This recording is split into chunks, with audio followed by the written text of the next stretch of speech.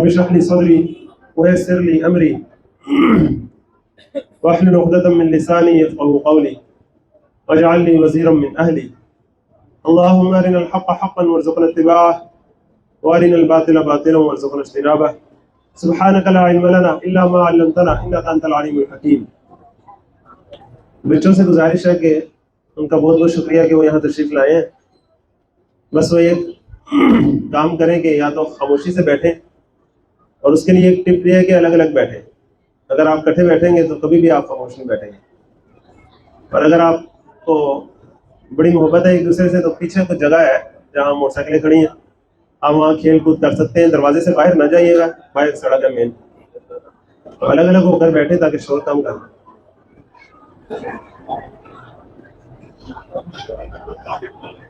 خواتین سے بھی گزارش ہے کہ بس بچوں کی آوازیں آنے دیں، اپنی کم کر لیں. ابھی ہم امیر تنظیم اسلامی جناب شجاع الدین شیخ صاحب کا ایک چھوٹا سا بیان دیکھ رہے تھے. اس میں آپ نے دیکھا کہ انہوں نے سورۃ العصر کا بڑا خوبصورت حوالہ آپ کے سامنے پیش کیا، اور اب ہم سورۃ العصر تک ہی پہنچے. بسم اللہ الرحمن الرحیم. والعصر، قسم ہے زمانے کی. اب اس سے پچھلی سورت جو تھی وہ سورت تکاثر تھی، جس کی آخری آیت میں تھا کہ اللہ تعالیٰ تم سے نعمتوں کے بارے میں پوچھے گا. اب اللہ تعالیٰ کی بہت سی نعمتیں ہیں، یہ جان، یہ مال، یہ زندگی، یہ جوانی، سب اللہ کی نعمت ہے. یہ ملک، یہ ماحول، یہ سبھی اللہ تعالیٰ کی نعمت ہے. لیکن اللہ تعالیٰ کی یہ خاص نعمت ہے جو سب نعمتوں پر بھاری ہے مادی نعمتوں کے اعتبار سے، اور وہ وقت کی نعمت ہے. دنیا جہان کی نعمتیں کسی کو مل جائیں اور اس کا وقت ختم ہو جائے تو آپ اندازہ کر سکتے ہیں کہ اس کے لیے تو پھر کچھ بھی نہیں ہے. لیکن اگر اس سے دنیا جہان کی چیزیں چھن جائیں، وقت اس کے پاس ہو تو شاید وہ پھر اکٹھا کر لیں. تو وقت بڑی کام کی چیز ہے. اب اس وقت کی قسم اٹھائی جا رہی ہے کہ والعصر ان الانسان لفی خسر، یقین کرو انسان بہت ہی بڑے خسارے میں. ایک اتنے بڑے خسارے میں ہے کہ اس کا وہ اندازہ ہی نہیں کر سکتا کتنا بڑا خسارہ ہے. دنیا و آخرت کا خسارہ، ہر لمحے کا خسارہ ہے اگر وہ چار کام نہیں کرے گا جن کا آگے ذکر آ رہا ہے. وہ چار کام کیا ہے اس کا ذکر کرنے سے پہلے یہ جو کیفیت ہے اللہ تعالیٰ نے جو بیان کی ہے کہ قسم ہے وقت کی کہ انسان خسارے میں ہے، اس کیفیت کو تھوڑا سا محسوس کرنے کی کوشش کریں. اور یہ جو قرآن مجید کی مختصر ترین صورتوں میں سے ایک صورت اور جامع ترین اور اہم ترین صورت ہے، تو یہ آپ سے مجھ سے کچھ کہہ رہی ہے. وہ کیا کہہ رہی ہے اور کس طرح کہہ رہی ہے وہ سمجھنا بڑا ضروری ہے. اب یہ جو شروع کے اس کے الفاظ ہیں کہ قسم ہے زمانے کی. اب آپ اندازہ کریں کہ عصر کہتے ہیں تیزی سے گزرتے ہوئے زمانے کو، اور واقعی زمانہ تیزی سے گزر رہا ہے، اور آج کل تو ذرا زیادہ ہی تیزی سے گزر رہا ہے. جب اس کے ساتھ الف لام لگ جاتا ہے تو اس کی دو ڈائمینشن ہو جاتی ہیں، یا کسی خاص وقت کی طرف اشارہ کیا جا رہا ہے، یا جنرلی تیزی سے گزرتا ہوا جو پورا زمانہ ہے اس کی طرف اشارہ کیا جا رہا ہے. تو ویسے تو جو یہ وقت تیزی سے گزر رہا ہے آپ کا میرا، یہ ایسے ہی ہے جس طرح ایک برف فروش کی برف پگھل رہی ہو اور اس کا سارا کچھ ضائع ہو جانا ہو اگر وہ اپنی برف کام میں نہ لگائے. تو آپ کی میری زندگی ایسے نکل رہی ہے اسپیڈ و اسپیڈ. اللہ تعالیٰ آپ کو مجھے زندگی کام میں لگانے کی توفیق عطا فرمائے. لیکن اگر ہم اس کو یہ دیکھیں کہ یہ خاص وقت کی طرف اشارہ ہے، تو یہ کون کون سے خاص وقت تھے جن کی طرف اللہ تعالیٰ اشارہ کر کے یہ فرما رہے ہیں کہ وہ وقت گواہ ہے، زمانہ گواہ ہے. کون سا زمانہ، کون سا وقت گواہ ہے اس بات پر کہ انسان خسارے میں اگر وہ یہ چار کام نہیں کرے گا. اور یہ چار کام تو آپ کو مجھے اتنے انڈرسٹوڈ ہے کہ میں اس کا تذکرہ بھی تھوڑا بھی لیٹ کروں گا. لیکن پہلے ہم یہ سمجھ لیں کہ اس کی اہمیت کیا ہے، کیونکہ اہمیت سمجھ لگ جائے گی تو وہ چار کام ہم خود پتہ لگائیں گے، اور اگر اہمیت سمجھنے لگی تو پھر وہ چار کام سنتے سنتے بھی ہم تھکے جائیں گے. تو اللہ تعالیٰ ہمیں اہمیت سمجھنے کی توفیق عطا فرمائے. اب وہ کون سا خاص وقت ہے جب اللہ تعالیٰ نے ارواح سے وعدہ لیا؟ کتنا خاص وقت تھا وہ. اللہ تعالیٰ نے انسان کو پیدا کیا، اس کو خلیفہ بنایا، اس زمین پر بھیجا. پھر اللہ تعالیٰ نے جب سلسلہ رسالت کا آغاز فرمایا تو پورا سلسلہ رسالت میں کچھ اہم وقت ہیں. جب حضرت نوح علیہ السلام کی قوم کے اوپر عذاب آیا، جب قوم عاد پر، قوم سمود پر عذاب آئے، کتنے اہم وقت ہیں. اس سب وقت نے یہ ثابت کیا کہ انسان خسارے میں اگر وہ یہ چار کام نہ کرے. پھر ابراہیم علیہ السلام کا زمانہ آیا، اور کیسے اللہ تعالیٰ نے ان کو کن کن ماحول سے بچایا، کن کن مرحلوں سے بچایا، اور ان کے اوپر ایمان نہ لانے والوں کے ساتھ پھر کیا کیا اللہ تعالیٰ نے ان پر عذاب بھیجے. وہ سب گواہ اس بات پر کہ یہ چار کام کرے گا انسان تو بچے گا، نہیں تو اس کا بیڑا ہی غرق ہو جائے گا. اس کے بعد لوط علیہ السلام کی قوم ہے، پھر شعیب علیہ السلام کی قوم ہے، پھر موسیٰ علیہ السلام کی قوم ہے، پھر پوری بنی اسرائیل کا عروج و زوال اس بات پر گواہ ہے کہ جب قومیں بھی یہ 4 کام چھوڑ دیتی ہیں تو ان کے ساتھ بڑی تباہی والا معاملہ ہوتا ہے. اور اس کے بعد آ جاتا ہے وہ دور جو دور نبی صلی اللہ علیہ وسلم. تو سیرت نبی صلی اللہ علیہ وسلم کا تو ایک ایک ایونٹ جو گزر رہا تھا وہ بھی گزر ہی رہا تھا نا, وہ بھی ایک ایک ایونٹ یہ شو کرتا ہے, اور ایک ایک لمحہ جس میں کوئی آیت نازل ہوئی ہو یہ شو کرتی ہے کہ 4 کام کرو گے تو بچو گے. اور ایسا ہی تو ہوا, یہ 4 کام کرنے والے لوگ ہی تو بچے, باقی سب کا تو بڑائی گرک ہو گیا. اور اس کے بعد پوری امت مسلمہ کی تاریخ آپ کے میرے سامنے ہے. جب جب امت نے ان 4 کاموں کو اپنایا وہ اوپر گئی ہیں, اور جب جب ان کو چھوڑا ہے وہ نیچے گری ہیں. اور اب آ جائیں آپ اس وقت پر جو آپ اور میں یہاں بیٹھے ہیں. وقت گزرا ہے نا, ابھی میں نے بات شروع کی تو اس کو بھی 3-4 منٹ گزر گئے, وقت گزر گیا نا. ابھی میں بات کر رہا ہوں, وقت گزری جا رہا ہے, اور میں کہیں جا رہا ہوں اور گزری جا رہا ہے. یہ وقت تیزی سے گزرتا جا رہا ہے. یہ وقت جو بھی ہمارا دل دھک دھک کر رہا ہے, گھڑی ٹک ٹک کر رہی ہے, یہ شو کر رہا ہے, یہ گواہ ہے اس بات پر کہ ساروں کا ہی بیڑا گرک ہو جانا ہے. بچنا صرف انہوں نے ہے جنہوں نے 4 کام کرنے ہیں. اور پھر ایک وقت آنا ہے جو ہم نے کہنا ہے اس کا وقت آ گیا تھا, کہتے ہیں نا فلاں بندے کا وقت آ گیا, ایک ہمارا بھی وقت آ جانا. اس وقت پتہ لگنا ہے کہ بھئی بچے تو وہی لوگ جنہوں نے 4 کام کیے تھے. اور پھر ایک جب قیامت کا وقت آنا ہے تو تب ساروں کو پتہ چلنا ہے کہ وہ جو ساری دنیا کی آسائشیں تھیں سب کچھ وہ تو چھن گئیں, یہاں کامیابی ناکامی تو کچھ ہو رہی ہے. اب اللہ تعالیٰ ہمیں 4 جو کام ہیں صحیح طرح سمجھنے کی, دل پر اتارنے کی توفیق عطا فرمائے. پہلا کام کیا ہے, الا الذین آمنوا, سوائے ان لوگوں کے جو ایمان لائے, جنہوں نے مان لیا. اب پہلے سب سے تو اس بات کو مانے نا کہ اگر ہم نے یہ 4 کام نہ کیے تو ہم خسارے میں جائیں گے. پہلے یہ بات تو مانیں, اگر یہ بات نہیں مانیں گے تو پھر کیا مانیں گے. اللہ تعالیٰ ہمیں اس پر یقین نصیب فرمائے. اور پھر ایمان, اصل ایمان کس چیز کا نام ہے؟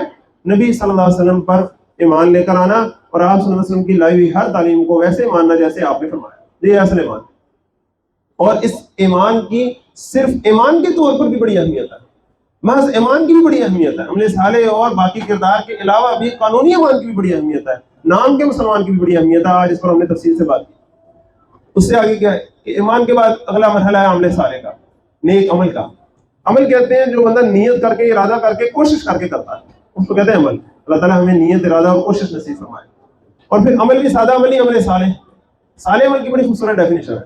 صالح عمل وہ ہوتا ہے کہ جو صلح اور نصح و خیر خواہی پر مبنی ہو, جو خیر خواہی پر مبنی ہو, جو مصلحت پر مبنی ہو, جس سے انسان کا اپنا بھلا ہوتا ہو, دوسرے انسانوں کا بھلا ہوتا ہو, پوری جملہ مخلوقات کا بھلا ہوتا ہو, اس دنیا کا بھلا ہوتا ہو, آخرت کا بھلا ہوتا ہو, وہ ہوتا ہے عمل صالح. اللہ تعالیٰ ہمیں ایسا عمل صالح کرنے کی توفیق عطا فرمائے. اور وہ بھی عمل صالح کیسا ہے جو نبی صلی اللہ علیہ وسلم نے آپ کو ہمیں بتا دی, اور ہم پورے 29 پاروں میں 30 پاروں میں پڑھتے آئے. اب ایمان اور عمل صالح صرف اگلی چیز ہے وہ بڑی خاص ہے, اس پر ذرا صحیح طرح فوکس کریں. ایمان اور عمل صالح تو ہمیں پتہ ہے کہ اچھا ہم نے نیک بندے بھی بن جانا ہے, اور ایمان والے ہم ہیں بھی, مزید کوشش بھی کریں گے. لیکن اگلی جو چیز ہے وہ ہے تواصوا بالحق, مل جل کر زور و شور سے مشن بنا کے حق بات کی تاکید کرنا, حق بات کی نصیحت کرنا. اب یہاں مل جل کر وصیت کا جو انداز ہے, آج ہم نے شروع میں اس کی تھوڑی سی تفصیل دیکھی تھی نا, کہ وصیت اس زوردار انداز سے تاکید کرنا جیسے کوئی بندہ مرتے ہوئے کسی کو وصیت کر رہا ہو, تو کتنے زوردار انداز سے وہ تاکید کرے گا, اگلا کبھی بھولے گا, اگلے کے دل پہ نقش ہو جائے گی. اور کس بات کی تاکید کرنی ہے, کس بات کی وصیت کرنی ہے؟ الحق پہ. اب حق کے ساتھ الف لام لگا تو پھر اس کی 2 ڈائمنشن آ گئی. میں نے کہا تھا عربی کے کچھ قاعدے آپ کو سیکھنے پڑیں گے, تو الف لام لگا تو پھر اس کی 2 ڈائمنشن آ گئی. ایک یہ کہ جملہ حق, کل حق, اور ایک کسی خاص حق کی طرف اشارہ ہو رہا ہے. اب جس خاص حق کی طرف اشارہ ہو رہا ہے وہ کیا ہے؟ نبی صلی اللہ علیہ وسلم کا لایا ہوا حق. وہ ہے نبی صلی اللہ علیہ وسلم کی بات ماننے کی طرف لوگوں کو دعوت دینا. جس طرح وہ شخص جو شہر کے پرلے کنارے سے دوڑتے ہوئے آئے, انہوں نے آ کر کیا کہا؟ یا قوم اتبعوا المرسلین, اے میرے قوم کے لوگوں رسولوں کی پیروی کرو. تو یہ حق بات کی تاکید کرنا, رسول کی بات ماننے پر لوگوں کو ابھارنا, لوگوں کو رسول کا عاشق بنانا, محبوب بنانا اور محبت کرنے والا بنانا, یہ اصل کام. اللہ تعالیٰ آپ کو مجھے اس کے لیے قبول فرما دے. پھر ہر حق سے کیا مراد ہے کہ دین ایک مکمل نظام زندگی ہے. زندگی کا کوئی بھی گوشہ دین سے باہر نہیں ہے. آپ اس کو ایک مثال سے سمجھیں. اگر آپ یہاں سے باہر جائیں اور باہر ایک شخص آپ کو ملے جو ایک پمفلیٹ لے کر بانٹ رہا ہو لوگوں میں, اور آپ سے کہے کہ ٹریفک کے قوانین کی پابندی کرنی چاہیے اور زیادتی نہیں کرنی چاہیے, اچھے طریقے سے گاڑی چلانی چاہیے, تو آپ کا کیا خیال ہے؟ وہ دین کا کام کر رہا ہے؟ اچھا کام ہے کہ نہیں؟ پہلے یہ بتائیں. اچھا کام, بس جو اچھا کام ہے پھر وہ دین کا کام ہے. دین نے نہیں کہا کہ ٹریفک کے قوانین کی پابندی کرنی چاہیے, بتائیے نا, دین نے کیا کہا ہے؟ تو یعنی اور سرکشی کے مطابق زندگی گزارنی چاہیے. تو جملہ حقوق کو اپنی نظر میں رکھنا چاہیے, جس کے لیے وہ پیسٹری والے بیان میں ڈاکٹر سارم رحمۃ اللہ علیہ کیا فرماتے تھے کہ گلی میں اگر بچے کھیل رہے ہیں, انہیں اگر کوئی یہ کہتا ہے کہ یار ادھر نہ کھیلو, کسی کا شیشہ ٹوٹ جائے گا, یہ بھی حق بات ہے. کسی کے ساتھ ظلم زیادتی ہو رہی ہے, آپ اس کے حق میں کھڑے ہوتے ہیں, یہ بھی حق بات ہے. تو زندگی کے کسی بھی گوشے میں جو جو حق بات ہے اس کا انسان کے دل میں ایک مقام ہو. انسان کسی بھی حق کو پرایا نہ سمجھے, انسان کسی بھی حق کو یہ نہ سمجھے یہ تو ان کا حق ہے, ہمارا تھوڑی ہے. اصلیت میں نہ پڑے حق کے بارے میں, بات حق ہے تو بس وہ حق ہے. یہاں دیکھیں, یہاں بر کا لفظ بھی آ سکتا تھا, یہاں کوئی دین کے کسی اور شریعت کا لفظ آ سکتا تھا, وتواصوا بالدین آ سکتا تھا. اللہ تعالیٰ نے الحق لے کر آئے, یہ بڑی خاص بات ہے. کیوں؟ حق وہ چیز ہے جو تمام انسانوں میں مشترک ہے. وہ تو کوئی بھی انسان ہوگا تو حق ہے, حق تو تسلیم کیے جانے کے, حق کا تو حق ہے کہ اسے تسلیم کیا جائے. تو اللہ تعالیٰ آپ کو مجھے حق کا متلاشی بنائے اور حق کی ہی وصیت کرنے والا بنائے اور حق کو قبول کرنے والا بنائے. کسی بھی حق کے کسی بھی گوشے کو اگر ہم اپنے سے دور کریں گے, اس کو اگنور کریں گے, کسی بھی اچھی بات کو, آج ہم نے صدقہ بالحسنہ پڑھا نا, وہاں بھی الف لام لگا ہوا تھا نا, تو کسی بھی اچھی بات کو اگر ہم جھٹلائیں گے, دور کریں گے, کسی بھی حق کو اگر ہم اگنور کریں گے تو پھر حق بڑا غیور ہوتا ہے, وہ ایسے بندوں سے پردہ کر لیتا ہے, پھر وہ ایسے لوگوں کو حق نظر نہیں آتا. تو آپ اور میں دعا کیا کرتے ہیں, اللہم ارنا الحق حقا وارزقنا اتباعہ وارنا الباطل باطلا وارزقنا اجتنابہ. تو اللہ کا لاکھ لاکھ شکر ہے کہ اللہ تعالیٰ نے ہمیں یہ قرآن مجید جو الحق ہے اس تک پہنچایا, اور اللہ تعالیٰ ہمیں عصبیت سے پاک رکھ کر اور حق کی خاطر ڈٹنے لڑنے مرنے کے لیے قبول فرمائے, اور زندگی کا مشن بنائے ہم کہ ہم نے زندگی گزارنی ہے تو حق کی خاطر, ظلم کی خاطر نہیں, باطل کی خاطر نہیں. اب اگلی بات کیا ہے, وتواصوا بالصبر. جب بھی حق کی بات کی جائے گی, عدل و انصاف کی بات کی جائے گی, ظلم کے خاتمے کی بات کی جائے گی, مخالفت تو ہوگی. صبر آزما حالات تو آئیں گے, مشکلات تو آئیں گی, وہ تو ایسے آئیں گے جیسے پانی نشیل کی طرف بہتا ہے. ایک صحابی آپ صلی اللہ علیہ وسلم کو وضو کروا رہے تھے, تو کیا ہی ان کی شان ہوگی, کیا وہ سینہ ہوگا جب آپ صلی اللہ علیہ وسلم کو وضو کروا رہے ہوں گے. تو آپ صلی اللہ علیہ وسلم نے ان سے پوچھا, تم ان سے محبت کرتے ہو؟ جی محبت کرتا ہوں. کہا جو ہم سے محبت کرتا ہے پھر مشکلات ایسے بھی آ جاتی ہیں کہ جیسے پانی نشیل کی طرف بہتا ہے, پھر اسے ڈٹنا پڑتا ہے, صبر کرنا پڑتا ہے. اللہ تعالیٰ آپ کو مجھے صبر کرنے کی توفیق عطا فرمائے. یہ صبر بھی مختلف طریقے سے ہے. ایک تو ہے مشکلات پر صبر ہے, تو مشکل آئے گی تو صبر کرنا ہے. ایک ہے اپنے نظریے پر, اپنی فکر پر, اپنی جامعیت اور اعتدال پر صبر کرنا, ڈٹ کے دکھانا, استقامت اختیار کرنا. یہ بڑا مشکل کام ہوتا ہے کیونکہ استقامت میں تو قیامت مضمر ہے. اللہ تعالیٰ آپ کو مجھے صبر بھی نصیب فرمائے, استقامت بھی نصیب فرمائے, اور دنیا میں کم پر صبر نصیب فرمائے. کیونکہ جب حق کی خاطر کوشش ہوگی تو اپنے جائز حقوق بھی چھوڑنے پڑیں گے. حق کی خاطر کوشش ایسے نہیں ہو سکتی کہ بندہ کہے کہ میری کوئی حق تلفی نہ ہو اور میں حق کے لیے کوشش بھی کر دوں. ایسے نہیں ہوتا بھائی. اگر تو آپ نے اپنے حق کے لیے کوشش کرنی تو اور بات ہے. اگر آپ نے حق کی خاطر کوشش کرنی ہے, اپنے حق سے آگے بڑھ کر پوری نوع انسانی کے حق پر اور اس الحق کی خاطر کوشش کرنی ہے, پھر اپنے حق قربان کرنے پڑتے ہیں. اس پر تو آج ہم تفصیل سے بات کر کے آئے ہیں نا, پوری سیرت اسی پر بھری پڑی ہے. پھر اپنے حق کو قربان کرنے پڑتے ہیں, جائز حقوق پر ڈاکے ڈالے جاتے ہیں, صبر کرنے پڑتے ہیں. اللہ تعالیٰ ہمیں اس پر بھی صبر نصیب فرمائے. لیکن عام طور پر جو ہم سمجھتے ہیں کہ شاید تواصوا بالحق اور تواصوا بالصبر, اس کا مطلب یہ ہے کہ حق بات کی تاکید کرو اور صبر کرو. ایسی بات نہیں ہے, ذرا دھیان سے دیکھیے. ایسا بھی تو ہو سکتا تھا وتواصوا بالحق والصبر, ایسا ہو سکتا تھا. اللہ تعالیٰ نے دوبارہ تواصوا کا لفظ کیوں لے کر آئے بلا؟ ایک ہے صبر کرنا, ایک ہے صبر کا تواصوا کرنا. ہم عام طور پہ صبر تو کرتے ہیں, صبر کا تواصوا کرنا ہم بھول جاتے ہیں. اپنے وہ ساتھی کہ جو حق کی خاطر ڈٹنا چاہ رہے ہیں, جب کبھی وہ حق پر ڈٹ نہیں پاتے, صبر نہیں کر پاتے, تو شیطان ہمارے اندر کہتا ہے اے ہے یہ اندر چھڈو انہوں, اے آپ بڑا کے اندر سی دیکھو ذرا. شیطان مجھے پڑی پڑا تھا, جبکہ آپ کا میرا کام کیا تھا کہ ہم اس کے بازو میں بازو ڈالے, ہاتھ میں ہاتھ ڈالے, اسے کہتے بھائی صبر کرو, اس میں والا یاسر. یہ کیا تھا؟ یہ تو واصل صبر تھا. ایک دوسرے کو کہنا کہ بھائی ڈٹے رہنا, پریشان نہ ہونا, ایک وقت آئے گا کہ اللہ تعالیٰ ہمیں کامیابی سے سرفراز فرمائے گا, اس دنیا میں نہ صحیح آخرت میں صحیح. تو پریشان نہیں ہونا, گھبرانا نہیں ہے, اور پھسلنا نہیں ہے, جھکنا نہیں ہے, دبنا نہیں ہے, بکنا نہیں ہے, صبر کرنا ہے. اللہ تعالیٰ آپ کو مجھے اس کی توفیق عطا فرمائے. تو یہ چار کام جو ہے نا, ایمان, عمل صالح, تواصوا بالحق, تواصوا بالصبر, یہ سادہ ترین الفاظ میں پورے قرآن مجید کے موضوعات کا خلاصہ ہے. آپ دیکھیں اب تک جتنے بھی ہم قرآن مجید کے موضوعات پڑھے سارے اسی کے اندر ایمان کی باتیں ہیں, پھر عمل صالح کی ڈیفینیشن ہے, پھر تواصوا بالحق, دعوت و تبلیغ و جہاد و قتال سب, اور پھر اس راستے میں جو جو مصیبتیں آئیں اللہ تعالیٰ کی دل و قدر لوگوں پر, ان سب کے تذکرے. اللہ تعالیٰ آپ کو مجھے اس کے لیے قبول فرما لے. اب دیکھیے اگلی جو سورت ہے وہ بڑی خوبصورت ہے. بسم اللہ الرحمن الرحیم.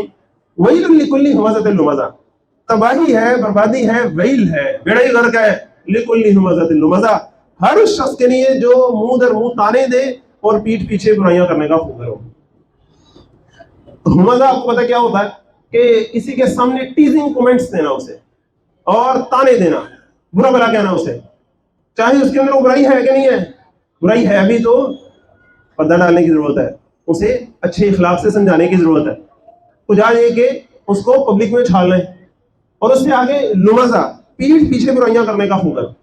اگر کسی کی برائی پتہ لگ گئی تو کیا کرنا، پردہ ڈالنا ہے۔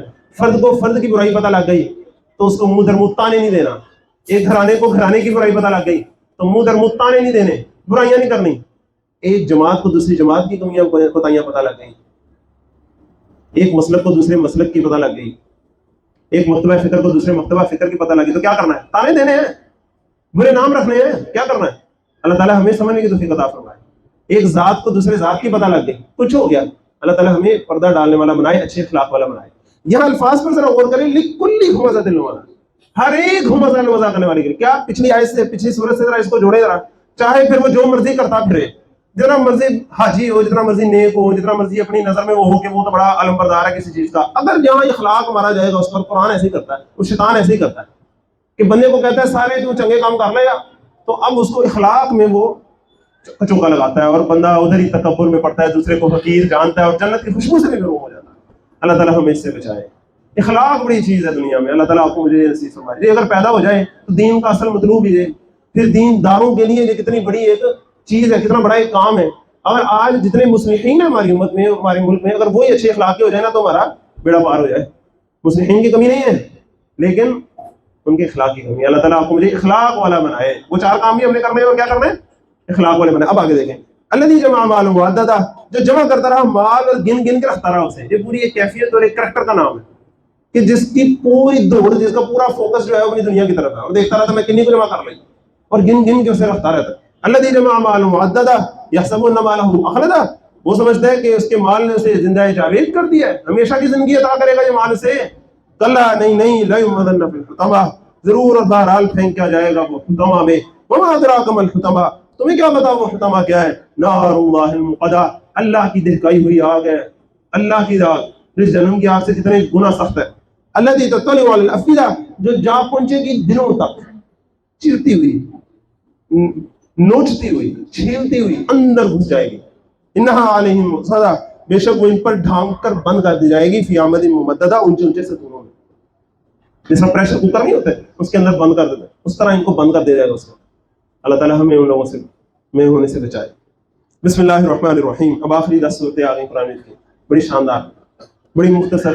آپ صلی اللہ علیہ وسلم کی سیرت کے مختلف جو سیگمنٹس ہیں ان کو ہائی لائٹس کے طور پر بیان کرتے ہیں، کیونکہ قرآن سیرت کی بہترین کتاب ہے، ایسے ہی ہے نا؟ تو اب یہ بہترین جو سیرت کی کتاب ہے یہ کیسی ہے کہ یہ ایک دفعہ نہیں بات بتاتی ہے، یہ بار بار بتاتی ہے، اور اب آخری 10 صورتوں میں ایک دفعہ پھر سیرت کو آپ کے میرے سامنے رکھیں گے۔ بسم اللہ الرحمن الرحیم۔ الم تر کیف فعل ربک، کیا دیکھا نہیں تم نے کہ تمہارے رب نے پھر کیا کیا؟ دیکھا ہے تیرے رب نے کی تھا باصحاب الفیل، ہاتھی والوں کے ساتھ۔ اب یہ ہاتھی والے کون تھے؟ وہی جو ابرہہ تھا، جو ہاتھیوں کا ایک لشکر لے کر آیا تھا یمن سے اور اپنے تئیں یہ سوچتا تھا کہ اللہ کے گھر کو نقصان پہنچانے آ رہا۔ تو دیکھا نہیں تمہارے رب نے کیا کیا؟ جو رب کے گھر کو نقصان پہنچانا چاہے رب اس کے ساتھ کیا کرتا ہے؟ جو رب کے کلام کو نقصان پہنچانا چاہے، جو رب کے رسول کو نقصان پہنچانا چاہے، رب اس کے ساتھ کیا کرتا ہے؟ پتہ نہیں، دیکھا نہیں؟ اللہ تعالیٰ آپ کو مجھے سمجھنے کی توفیق عطا فرمائے۔ کیوں؟ اللہ تعالیٰ نے قرآن مجید کے دشمنوں کو اپنا دشمن قرار دیا تھا سورۃ حامیم سجدہ میں، اور قرآن مجید کے دوستوں کو اپنا دوست، تو اللہ تعالیٰ ہمیں اپنے دوستوں میں شامل فرمائے، اللہ تعالیٰ کے دشمنوں سے ہم بچ جائیں۔ تو ہاتھی والوں کے ساتھ کیا کیا؟ الم یجعل لهم کیدہم فی تضلیل، ان کے داؤں کو غلط نہیں کر دیا، ان کی ساری چالیں، ان کی ساری پلاننگ الٹی ان کے اوپر نہیں پڑ گئی۔ وارسل علیہم طیرا ابابیل، اور ان پر پرندے بھیجے جھنڈ کے جھنڈ، ترمیہم بحجارۃ من سجیل، پھینکتے تھے وہ ان پر پتھریاں کنکر کی، فجعلہم کعصف مأکول، پھر اللہ نے ان کو کھائے ہوئے گھس کی طرح کر دیا، ایسے جس طرح کوئی گھس کھا کے چھوڑ گیا، نکال گیا۔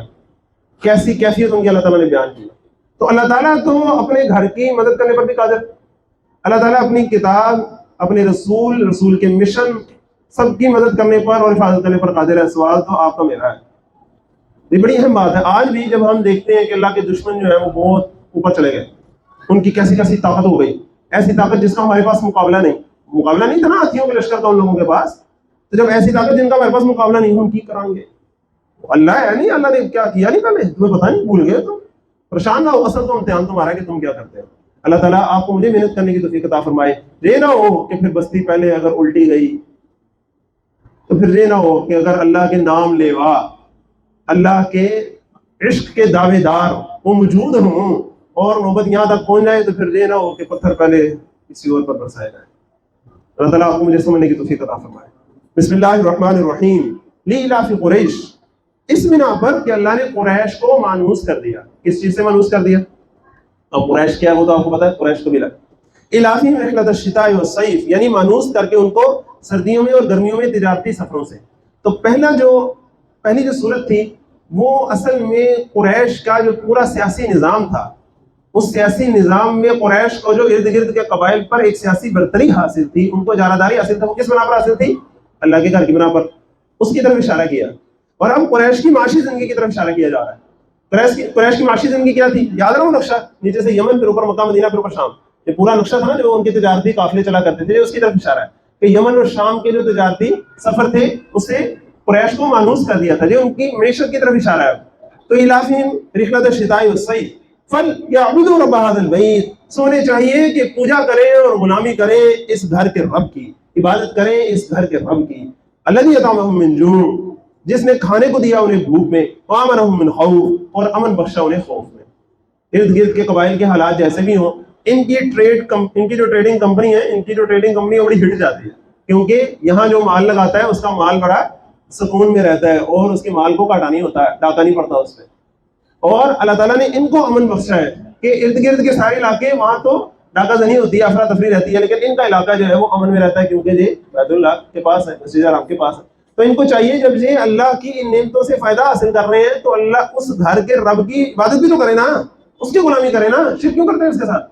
کسی اور کے ساتھ کیوں محبت اور توکل اور خوف کے وہ رشتے باندھ لیتے ہیں جو صرف اللہ کے ساتھ باندھنے چاہیے؟ اب ذرا آپ اور میں بھی ذرا غور کریں، آپ کو مجھے بھی اللہ تعالیٰ نے کچھ دیا کہ نہیں دیا؟ جس کے بل پر ہم یہاں بیٹھے ہیں، جس کے بل پر ہم کھاتے پیتے ہیں، وہ کیا ہے؟ وہ یہ گھر ہے. یہ جو آپ کا میرا گھر ہے یہ بھی تو اللہ کا دیا گھر ہے کہ نہیں؟ اس لیلۃ القدر میں دیا گھر ہے نا. ہم اس سے کھائیں پیئیں، مزے حاصل کریں، لیکن اس کے رب کی بات نہ مانیں، اس کے رب کی غلامی نہ کریں، اس کے رب کی پوجا نہ کریں، اس کے رب کے دیے ہوئے طریقے کے مطابق زندگی نہ گزاریں. تو یہ تو بڑے نشکروں والی بات ہوئی. اللہ تعالیٰ ہمیں اس سے بچائے. اب اگلی جو صورت ہے وہ ان کی معاشرتی زندگی کی طرف اشارہ ہے. پہلی سیاسی، پھر معاشی. اب ان کے جو معاشی صورت حال ہے اس کی طرف اشارہ بڑے خاص انداز سے. معاشرہ جب گر جاتا ہے تو کیا ہوتا ہے؟ ہر بندہ اپنی حسن کا دیوانہ بنا پھرتا ہے، اپنی ٹڈیات پھیرتا ہے. اور معاشرے میں جو پیچھے رہ جانے والے ان کو کوئی نہیں پوچھتا. معاشرے میں وہ لوگ جن کا کوئی نہیں ہوتا ان کے ساتھ زیادتی ہوتی ہے، جن کو کوئی پوچھنے والا نہیں ہوتا ان کے ساتھ ایسے سلوک کیا جاتا ہے کہ پھر ان کو کوئی پوچھنے والا نہیں ہے، جیسے یہ کیا جاتا ہے. یہ ہوتا ہے معاشرے کا اصل زوال. آج آپ اور میں بھی ذرا اس کے قریب نہیں پہنچے گے، ذرا غور کریں. اب اس کی ڈسکرپشن ذرا دیکھیں کیسے ہے. یوں محسوس ہوتا ہے جس طرح آپ میں غور و فکر میں ہے، وہی غور و فکر غار حرا والا جو آج ہم 3-4 دفعہ دیکھا. اب اس غور و فکر میں یہ کہ یار یہ معاشرہ کیوں برائی پر آمادہ ہوتا ہے، معاشرہ زیادتی کیوں کرتا ہے، اس ظلم پر آمادہ کیوں ہوتا ہے. انسانوں پر بھی ظلم کرتے ہیں، اللہ کا بھی حق ہے کہ صرف اس کی پوجا کی جائے، اس کے ساتھ بھی شرک کرتے ہیں. شرک تو ظلم عظیم ہے. جس سوچ میں ہے کہ میں نے تو بھوکوں کو کھانا کھلایا، لیکن یہ معاشرہ خود کیوں نہیں کفالت کے تحت کفالت عامہ کا نظام قائم کرتا؟ میں نے تو مسکینوں کا خیال رکھا، یہ معاشرہ کیوں مسکینوں کو پیچھے چھوڑ جاتا ہے، یہ کیوں دباتا ہے لوگوں کے حق؟ تو وہ سوچ رہے ہیں تو اللہ تعالیٰ کہتے ہیں ارأیت الذی یکذب بالدین، نبی صلی اللہ علیہ وسلم بھلا آپ نے اس شخص کو دیکھا ہے جو روزے جزا کو جھٹلاتا ہے، جو یہ سوچتا ہے کہ اس کے اعمال کا بدلہ نہیں نکلنا، جو یہ سوچتا ہے کہ اس سے کوئی کچھ نہیں ہونی؟ آپ نے ایسے بندے کو دیکھا؟ فذلک الذی یدعو الیتیم، تو یہی تو ہے جو یتیم کو دھکے دیتا ہے. ولا یحض علی طعام المسکین، اور مسکین کو کھانا کھلانے کی ترغیب تک نہیں دیتا، پروموٹ نہیں کرتا اس بات کو. یہ ہے اصل میں معاشرے کا فقدان اور معاشرے کی گراوٹ کی اصل وجہ، کہ جب ایمان بالآخرت نہیں رہتا، ضمیر ہی مر جاتے ہیں، پوچھ گچھ ہونے کا ایک یقین ختم ہو جاتا ہے تو کام خراب ہوتا ہے. جبکہ دین جو ہے وہ 2 طرح کی پوچھ گچھ کا نظام قائم کرتا ہے. ذرا غور کریں، دین اسلام 2 طرح کے پوچھ گچھ کا نظام قائم کرتا ہے. ایک قانونی سطح پر پوچھ گچھ کا نظام قائم کرتا ہے، وہ پورا ایک عادلانہ نظام قائم کرتا ہے جہاں یتیموں کی خبرگیری کی جاتی ہے، جہاں کوئی شہری بھی لاوارث نہیں ہوتا، ریاست اس کی والی وارث ہوتی ہے، جہاں ہر کمزور طاقتور ہوتا ہے جب تک کہ اس کا حق لے کے اسے نہ دیا جائے، اور ہر طاقتور کمزور ہوتا ہے جب تک کہ اس سے حق لے نہ لیا جائے جو اس نے غصب کیا ہے. اسلام ایک تو یہ پیرا قائم کرتا ہے، یہ پوچھ گچھ کا نظام قائم کرتا ہے. دوسرا جو اس سے بھی بڑا ہوتا ہے اور وہ اتنا اہم ہوتا ہے کہ یہ جو نظام ہے دنیا کا عدل و انصاف کا قائم کرنا، یہ جن لوگوں نے قائم کرنا ہے وہ لوگ کیوں قربانیاں کر کے یہ نظام قائم کریں گے؟ بھلا وہ اس لیے قربانیاں کریں گے کہ اسے اس بڑی پوچھ گچھ کا خوف ہوتا ہے، اور وہ ہوتی ہے آخرت کی پوچھ گچھ. یہ ہے قرآن مجید کا اصل نظام، اللہ تعالیٰ آپ کو مجھے سمجھنے کی توفیق عطا فرمائے. یہ دونوں پہرے، دنیا کا بھی اور دل کا بھی، آخرت کا بھی پہرا، یہ دونوں چیزیں مل کے معاشرے کو اصل حسن دیتی ہیں. تو جو آخرت کے خوف سے بے خوف ہوا ہے وہ یہ حرکتیں کرتا ہے، اور اگر ان کے نام کی کوئی نیکی ان کے پاس ہے تو اس کی حقیقت کیا ہے؟ فویل للمصلین، تو بیڑا ہو جائے ان مصلین کا، ان نماز پڑھنے والوں کا. الذین هم عن صلاتهم ساہون، جو اپنی نماز سے غفلت برتتے ہیں. الذین هم یراؤون، جو ریاکاری کرتے ہیں.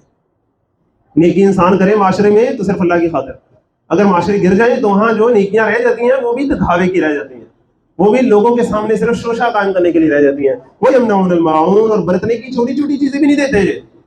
یہ بڑی خاص بات ہے. ایک بندہ جو جا کے غریبوں میں بہت آٹا بانٹ رہا ہے، چاول بانٹ رہا ہے، راشن بانٹ رہا ہے، لیکن اپنی ذاتی چپل اس کے اوپر کسی غریب کا پاؤں آ گیا، گندی ہو گئی، مارا اس کو، پھر جرت تمہاری، تم نے میری پرسنل چیز تجھے کر دی. اب اس کا کیا مطلب ہے کہ وہ جو کر رہا تھا وہ کیا تھا؟ انسانی ہمدردی تھی؟ دس از اے کوسچن. تو کچھ لوگ ہوتے ہیں بڑی بڑی چیزیں تو بڑے ریاکاری کے لیے کرتے ہیں، لیکن چھوٹی چھوٹی چیزوں میں ان کی اصل حقیقت سامنے آ جاتی ہے. اللہ تعالیٰ تو بڑی چھوٹی ساری چیزیں دیکھتا ہے. وہ تو آخرت کا دن ہونا ہے جس میں چھوٹی بڑی ساری چیزیں سامنے آ جانی. وہ یمنعون الماعون، چھوٹی چھوٹی چیزیں دینے سے بھی گھبراتے ہیں اور نہیں دیتے، روکتے ہیں. اللہ تعالیٰ ہمیں چھوٹی چھوٹی چیزیں دینے کا بھی حوصلہ کرنے کی توفیق عطا فرمائے، اور جب ہم کسی سے لے لیں تو واپس بھی کرنے کی توفیق عطا فرمائے. یہ نہیں کہ کوئی ہاتھ پکڑائے تو بائیں پکڑ لے تاکہ اگلا کے آندہ نہیں ہو، ہاتھ نہیں پھرانا. جی زیادتی، جی بھی زیادتی. بسم اللہ الرحمن الرحیم. انا اعطیناک الکوثر. اب دیکھیں معاشرہ ایسا ہے، اس کی سیاسی صورتحال بتا دی، اس کی معاشی صورتحال بتا دی، اس کی معاشرتی صورتحال بتا دی. یہ ہے آپ صلی اللہ علیہ وسلم سے پہلے کا معاشرہ، اور اس معاشرے میں ایک اللہ کے حبیب صلی اللہ علیہ وسلم وہ آئے، اور وہ کیا آئے اور کیا لائے؟ انا اعطیناک الکوثر، بے شک ہم نے آپ کو عطا کیا ہے الکوثر، خیر کثیر عطا کر دیا آپ کو، خیر ہی خیر آپ کو دے دی، کثیر خیر دے دی، دنیا آخرت کی بھلائیاں ہم نے آپ کو دے دی. اب کسی نے بھی دنیا آخرت کی بھلائیاں لینی ہے آپ کے در سے لے گا، اور ان بھلائیوں کا ایک جامع بھلائی کیا دے دی جو قرآن مجید ہے. اس سے بہتر کوئی چیز ملی ہے؟ ذرا غور کریں. آپ صلی اللہ علیہ وسلم کو اللہ تعالیٰ نے جتنی بھی چیزیں دی ہیں ان میں سب سے بہترین تحفہ کیا ہے آپ صلی اللہ علیہ وسلم؟ ذرا غور کریں. یہ قرآن. تو اللہ تعالیٰ نے آپ صلی اللہ علیہ وسلم کو کمال ہی چیزیں دی ہیں، کمال ہی نوازا ہے. قرآن مجید دیا، اور پھر اس قرآن مجید پر ایمان لا کر ساتھ دینے والے ساتھی دیے، پھر ان ساتھیوں کے ساتھ مل کر وہ ایک بہترین معاشرہ قائم کرنے کی توفیق دی، اور وہ ریاست قائم کرنے کی توفیق دی. رہتی دنیا تک کے لیے آپ صلی اللہ علیہ وسلم نے کیا نمونے قائم کیے. یہ سارا ہی تو اللہ تعالیٰ کے تحفے تھے، اللہ تعالیٰ کا خیر کثیر تھا جو اللہ تعالیٰ نے آپ صلی اللہ علیہ وسلم کو دیا. اللہ تعالیٰ آپ کو مجھے اس میں سے حصہ نصیب فرمائے. لیکن ایک بات اور ہے، کوثر کی ایک سیکنڈ ڈائمنشن ہے، اس کو بھی سامنے لے آئیں. ایک تو نے دنیا کی خیر بلائیاں، ایک بلا کیا ہے؟ آپ کو ہم نے حوض کوثر نصیب فرمایا. کیا مطلب؟ اب کسی نے اگر جہنم سے چھٹکارا پا کے جنت میں جانا ہے تو رستہ کدھر سے ہو کے جاتا ہے؟ رستہ ہو کے جاتا ہے در حبیب صلی اللہ علیہ وسلم سے، اور کوئی رستہ نہیں ہے. یہاں سے ہو کے گزرنا ہے تو پھر جنت آپ پہنچو. اللہ تعالیٰ آپ کو مجھے آپ صلی اللہ علیہ وسلم کے در سے ہو کے گزارے. یہ ہے حوض کوثر. تو دنیا آخرت کی بھلائیاں آپ صلی اللہ علیہ وسلم کے پاس ہے. تو اب جب یہ بھلائیاں مل گئیں تو کرنا کیا ہے؟ دیکھیں چھوٹی سی صورت ہے لیکن بہت ہی جامع ہے.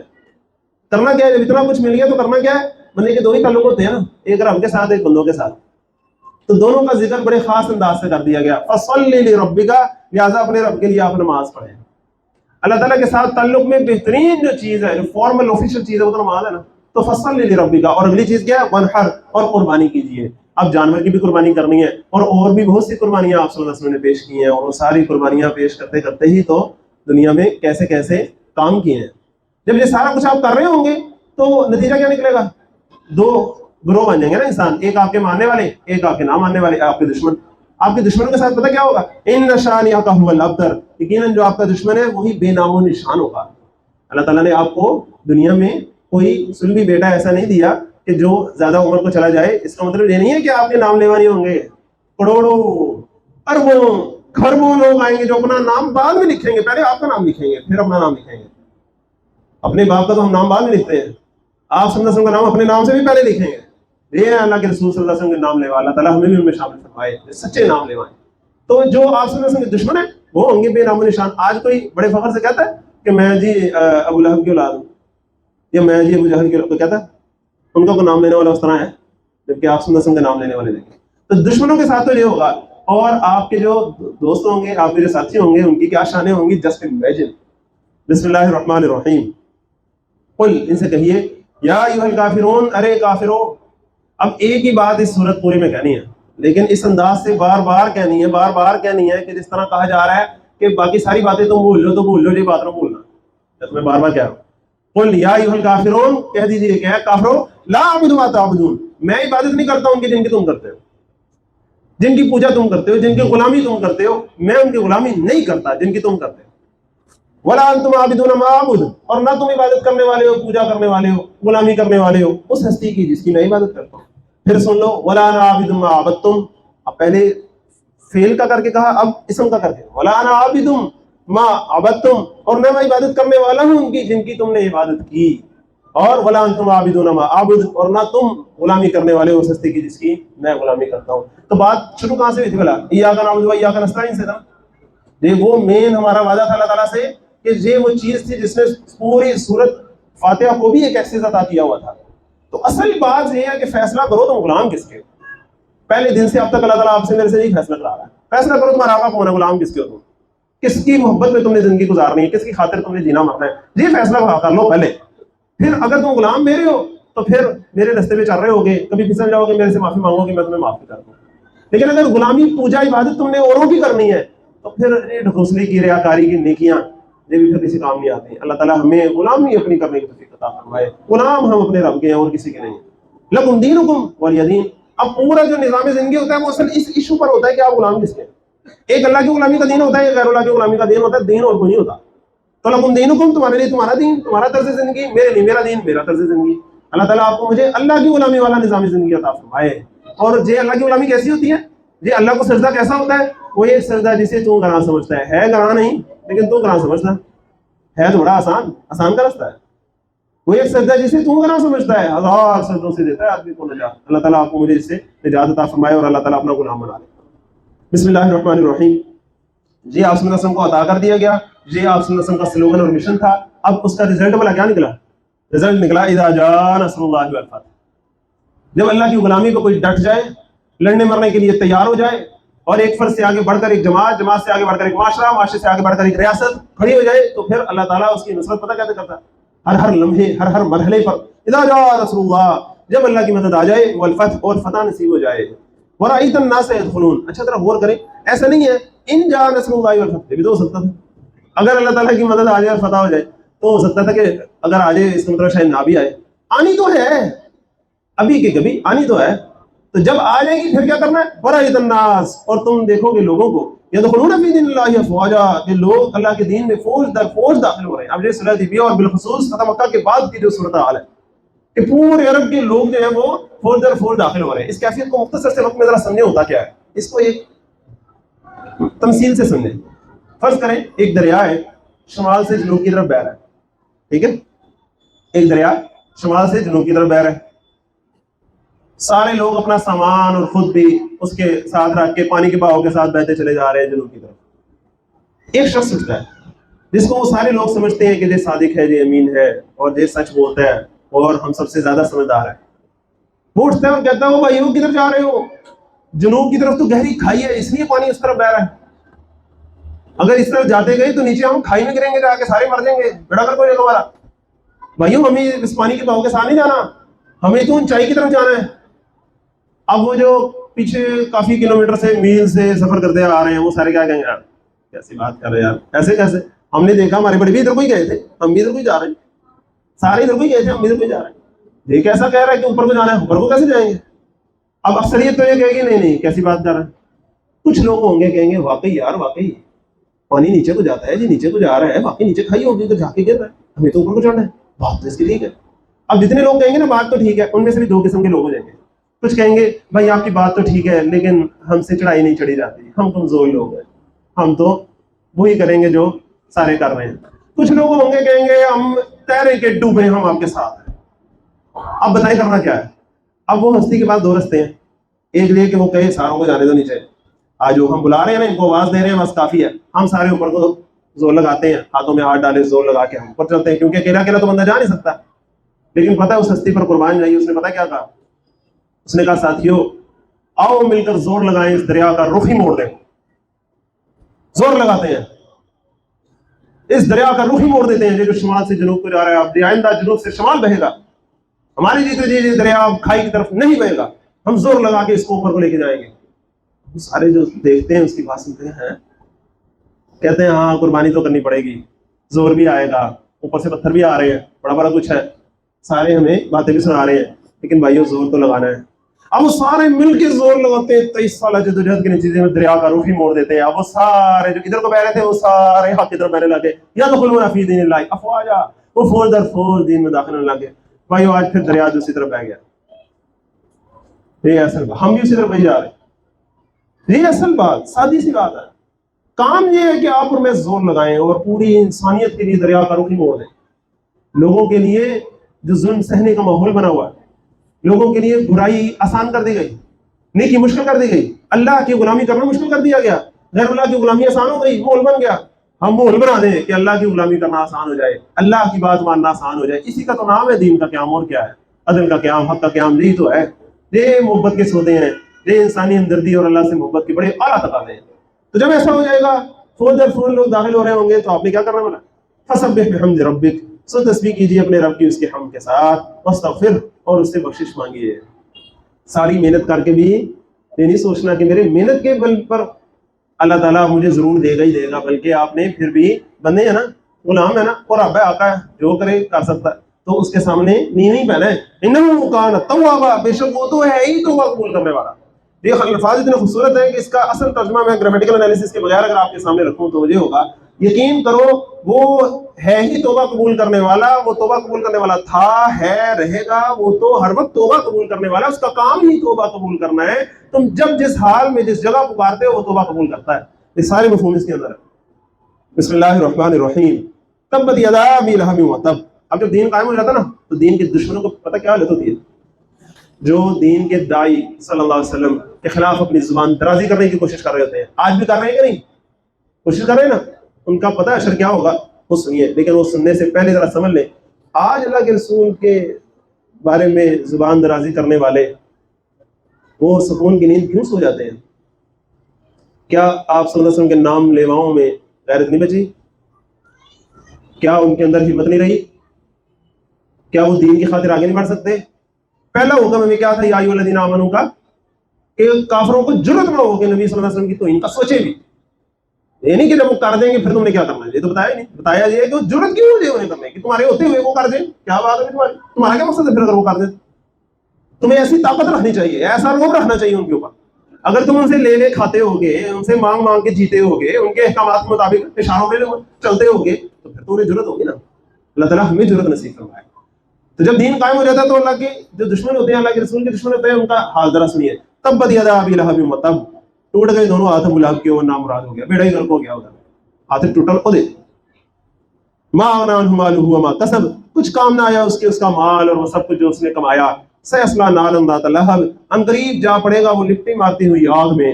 وامرأتہ, اور اس کی بیوی بھی, حمالۃ الحطب, ایندھن اٹھائے پھرنے والی, فی جیدہا حبل من مسد, اس کی گردن میں مونج کی رسی ہوگی. بڑا اس نے خوبصورت ہار پہن کے بڑی شوشا مارتی ہے نا ادھر, اور نبی صلی اللہ علیہ وسلم کے راستے میں کانٹے بچھانے کے لیے لے کے آتی ہے. یہ اپنے لیے ایندھن اکٹھا کر رہے ہیں, اور یہ اس کے گلے کی رسی ہوگا جس سے کسیٹا جائے گا اسے جہنم میں.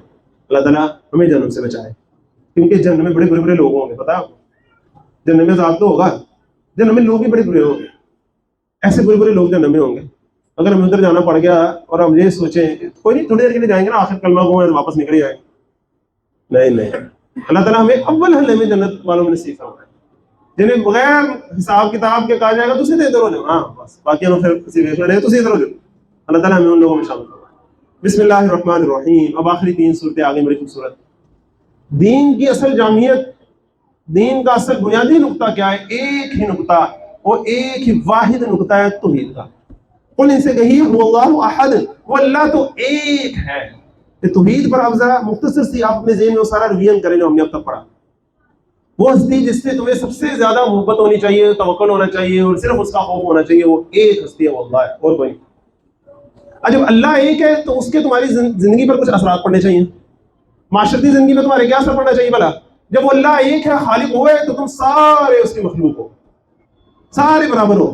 کوئی کالا, کوئی گورا, کوئی اجمی, کوئی عربی, کوئی امیر, کوئی غریب, کوئی مرد, کوئی عورت, کوئی پڑھا لکھا, کوئی کم پڑھا لکھا, نہیں, کچھ نہیں, سب برابر ہو. قانونی طور پر سارے برابر ہیں. یہ ہے اصل توحید کا اثر. دوسرے الفاظ میں, آج کی زبان میں اگر آپ سے کہوں, آج کی پڑھی لکھی جو کلاس ہے اس کی زبان میں, اللہ کے قانون کی نظر میں تم سب برابر ہو. رول آف لا اس کو کہتے ہیں. لا ہوگا کس کا؟ یہ بھی ساتھ ہی سمجھ لو، صرف اللہ کا ہی لا ہوتا ہے جس کے سامنے سارے برابر ہوتے ہیں، نہیں تو اللہ کے بغیر، اللہ کے علاوہ جس کسی کا بھی لا ہوگا اس کے سامنے برابر تھوڑی ہوں گے سارے. پھر تو ہو جائے گا کہ قانون بنانے والے ان سے اوپر ہو جائیں گے جن کے لیے بنایا جا رہا ہے. جب وہ ہستی ہے جس نے قانون دیا ہے تو پھر اس کے دیے ہوئے قانون کے دائرے کے اندر اندر جب تم قانون بناؤ گے، اس کی حد میں رہو گے، تو پھر تم اس قانون کے نظر میں سارے برابر ہو گے. اللہ تعالیٰ ہمیں یہ برابری اور مساوات نصیب فرمائے. اچھا، تو اس کا دوسرا معاشی زندگی پر اثر کیا ہے؟ اللہ مالک ہے ہر شے کا، تم سب اس کے امین ہو، تم مالک نہیں ہو، مالک نہ بنے پھرا کرو. کیا مطلب؟ تم سب کے پاس جو اللہ تعالیٰ کی اجتماعی نعمتیں ہیں نا، دنیا کے سارے وسائل کو تم سب کے لیے برابر ہے. کسی طبقے کو، کسی گروہ کو، کسی ادارے کو، کسی ملک کو یہ اختیار حاصل نہیں ہے کہ وہ وسائل پر قبضہ جمائے اور لوگوں کو اس سے محروم کرے. یہ جو طبقاتی تقسیم ہمارے سامنے نظر آتی ہے، یہ خلاف ہے اس بات کے. توحیدی نظام اس چیز کا قائل نہیں ہے. توحیدی نظام جو ہے وہ اس چیز کا قائل ہے کہ وسائل کی منصفانہ تقسیم ہوگی. ہاں، جائز حدود کے اندر تم جائز محنت کر کے اپنا حصہ کماؤ گے اور اس میں سے بھی پیچھے رہ جانے والوں کا حصہ نکال لیا جائے گا. کیوں؟ کہ مالک تو اللہ ہے، تم تو امین ہو، تم مالک تھوڑی ہو. اللہ تعالیٰ ہمیں اس کو سمجھنے کی توفیق عطا فرمائے. ہم اللہ کے احکامات کے مطابق کمائیں، اس کے مطابق لگائیں، اس کے مطابق بچائیں، اس کے مطابق پڑھائیں. سارے کام مال کے اللہ کے احکامات کے مطابق ہوں اور دولت کی غیر منصفانہ تقسیم نہ ہو جس سے آج ہم یہاں پہنچ رہے ہیں. دنیا پوری تقسیم ہو گئی ہے امیر ملکوں غریب ملکوں. ایک طرف عیاشی بدماشی ہے، دوسری طرف فقر و فاقہ ہے. تیسری جو اثر ہے تو عید کا وہ کیا ہے؟ سیاسی سطح پر. سیاسی سطح پر کیا ہے؟ ان الحکم الا للہ، حکم کا اختیار صرف اور صرف اللہ کو ہے، باقی سارے اس کے محکوم ہیں. اور اللہ کے نام لیوا، اللہ کے رسول صلی اللہ علیہ وسلم کے ماننے والے وہ بھی حاکم نہیں ہیں، وہ اللہ تعالیٰ کے خلیفہ ہیں. کیا مطلب؟